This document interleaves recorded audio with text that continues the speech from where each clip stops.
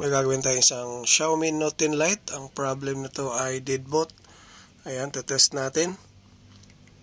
Galing ito kay Boss Gabriel.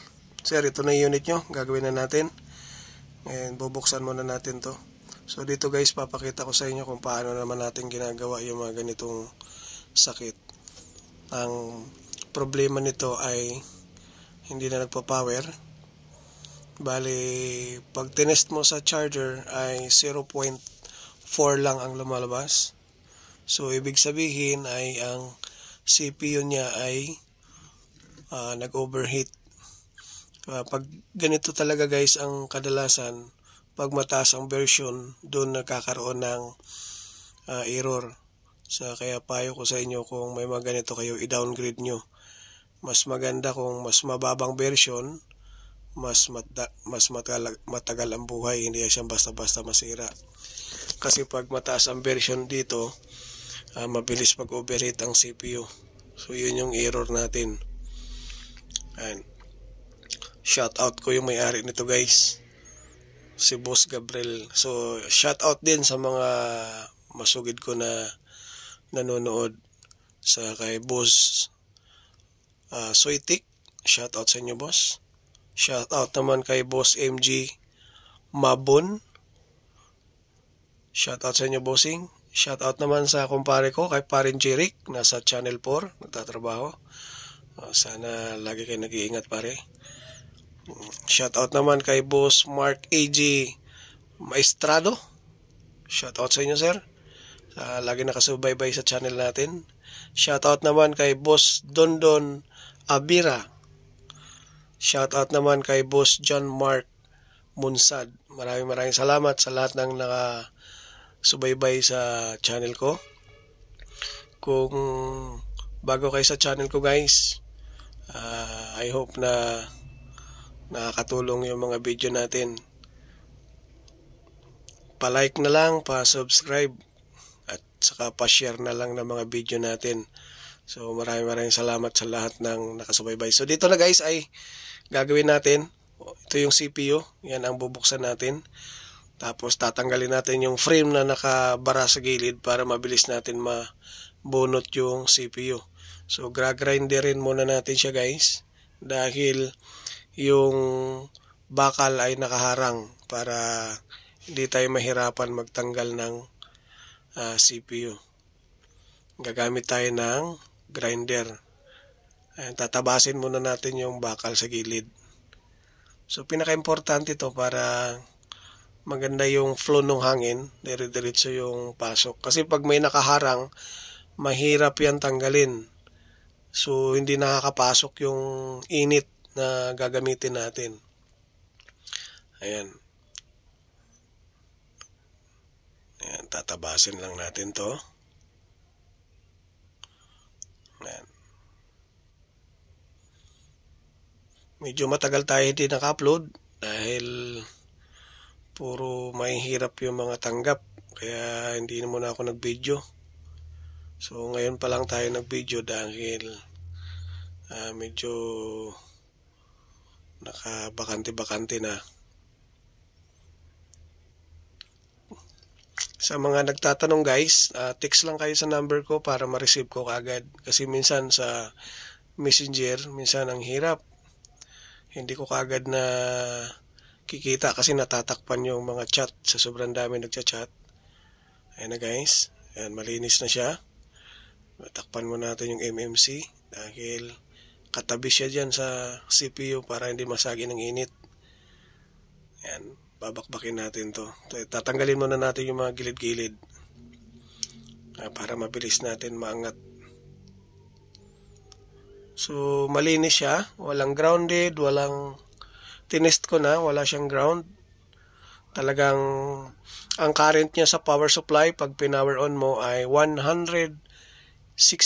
So CPU talaga siya guys, kaya wala tayong ibang gagalawin dito kundi i-reball lang natin yung CPU. Ayan. Xiaomi Mi Note 10 Lite dead boot. Ayan. Tatanggalin na natin. Gamit tayo guys dito ng 360 degrees na hangin, ay init. 360 ginamit ko para mabilis makapasok kasi makunat ang lid na to eh. Tapos yung hangin ko ay 20. Yan. Medyo nilakasan natin ng kaunti yung init kasi makunat tong CPU na to. Makapal kasi yung lid nito kaya mahirap talaga siya bunutin, matagal lumambot. Ito yung mga CPU na ganito matigas ang lid. Kaya tiyagain lang talaga siya. Pero kagandahan lang nito, madali lang siya i-revolve dahil single lang siya, hindi siya dalawang magkapatong. Yung iba kasi patong siya eh. Ito, single lang to. Kaya madali lang i-revolve. Madali lang din linisin. Maliit lang kasi yung CPU niya. Ayan, medyo makunat talaga guys. Hindi natin pwedeng biglain dahil ayan, ayan oh, malalaki yung lid niya. Oh, nagkalat-kalat na pala yung lid niya oh. So ibig sabihin overheated na talaga to. Kaya ito lang option natin to para mabuhay. Kailangan nating i-revolve. Sa mga masugid ko na nakasubaybay guys, pa-share naman ng mga video natin. Pa-like, pa-share para marami pang makapanood. Maraming salamat sa lahat ng mga nakasuporta sa channel ko. I hope na makatulong ulit yung mga ganitong video natin, mga tutorial. Ayan. Linis na tayo.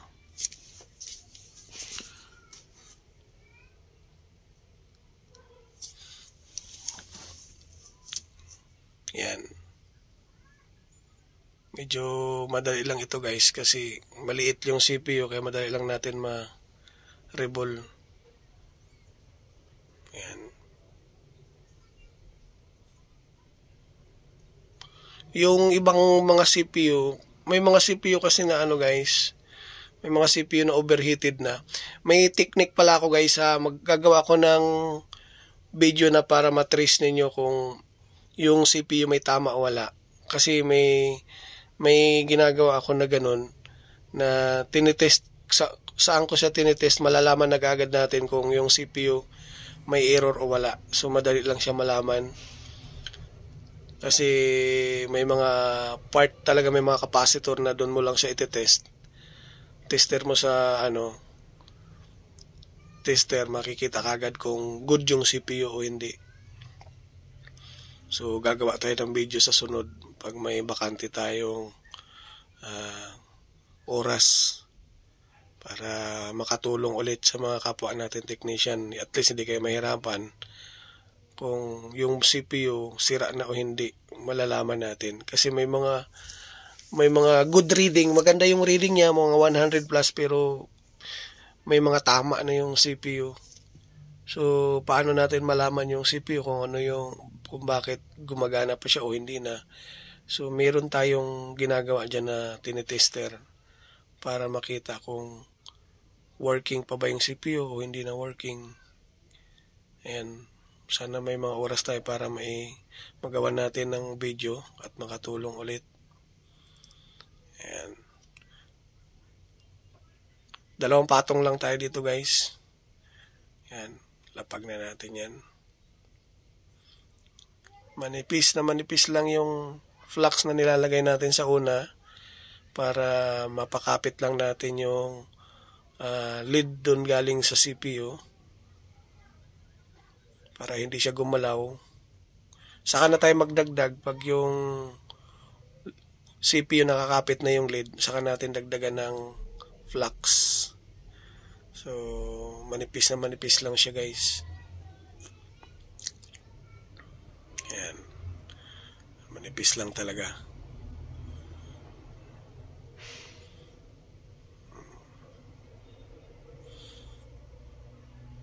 Madali lang ito i-revolve kasi napakaliit. Tsaka malambot lang siya. Kaya madali lang ibalik. Di katulad ng Poco X3, ang dami. Ang Poco X3 kasi isang CPU, isang RAM, kaya matagal, mabusisi. Yung mga masarap gawin yung mga ganito guys kasi isang ano lang eh. Isang walang patong. Isang piraso lang talaga siya. Kaya madali lang siya gawin. Ayan. Ayan ha. Galawin lang natin ng konti. Alugin ng konti yan para malaman natin kung kumapit na talaga siya o hindi pa.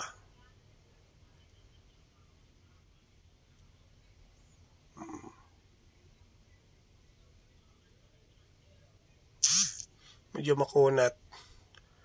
Matagal. Ayan. Gumalaw na.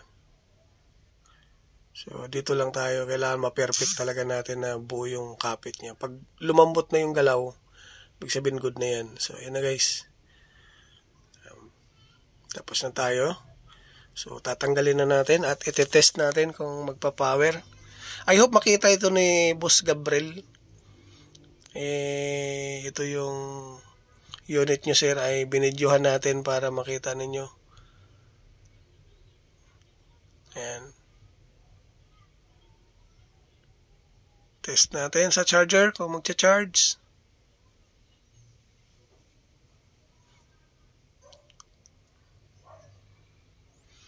Ayan, nag-charge na. Ayan, nag-charge na siya. So, power on natin.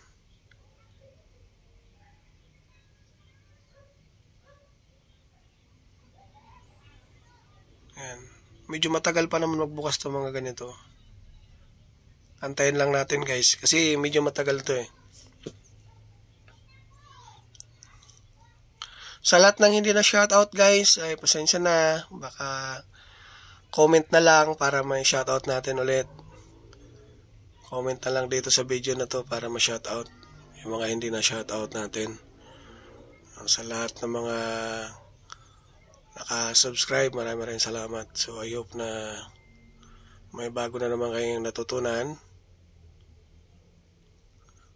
Bago ka sa channel ko, huwag kalimutan mag-like, subscribe, tsaka share yung video. Ayun, bukas na siya. So yun lang ginawa natin, wala tayong ibang pinalitan. CPU lang ang niribol. Kung makita nyo to sir, i-downgrade nyo na lang para hindi na mamatay. Ayan. Pag na-downgrade kasi yan, kahit maglaro kay ML, pwede na yan eh. Ayos. So see you in the next video ulit guys. Maraming salamat. Thank you.